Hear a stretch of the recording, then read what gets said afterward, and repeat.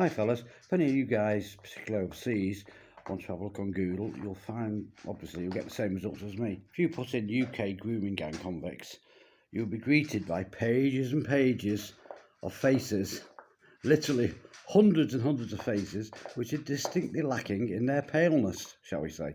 This crew here, this crew here are actually the ones that Tommy reported on quite legally. Grooming gangs kept secret.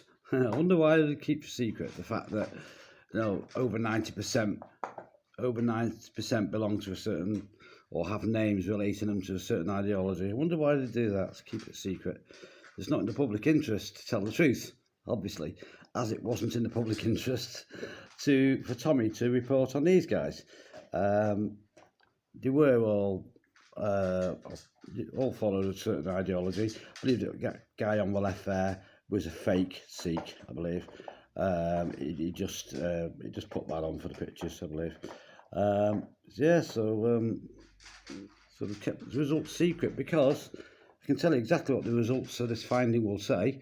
It will say that 90% of them belong to one bloody ideology. In fact, most of the adverts getting in your way. Most of these convicted, the vast majority had the same name as the founder of this ideology. Look at this. Yeah, so let's see. Just tap on images. A grooming gang isn't what you'd think. It's nothing to do with male grooming. Here we go. Pages and pages of dark faces from all over the UK. And there's loads here, particularly in London and Birmingham, which the police just will not take any action. They blame it all on the girls. I mean, yeah, when these perverts target these young girls, anything from 9 or 10 year old. There's been cases where they have been 10 years old, and they've bedded them. Sometimes, quite often, they've got them pregnant. Of course, they always blame it on the victim. Well, what are you doing letting your kids out late at night? And that's a valid point.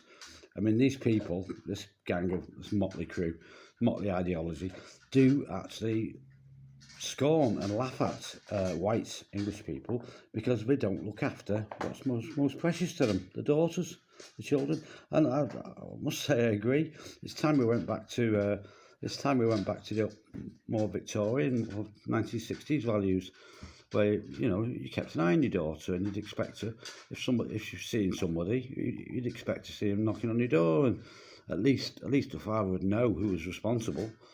I mean, trouble is, no one, because they tend to be of a dark complexion.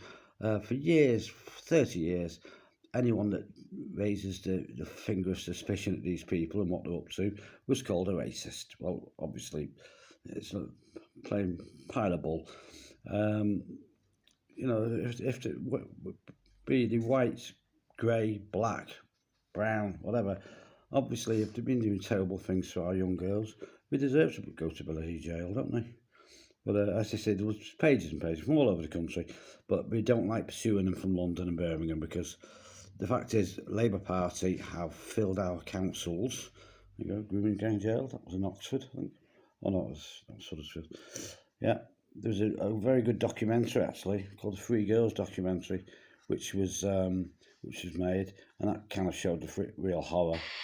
For almost a decade, a dark cloud hung over this town, a reign of abuse that will cast shadows on young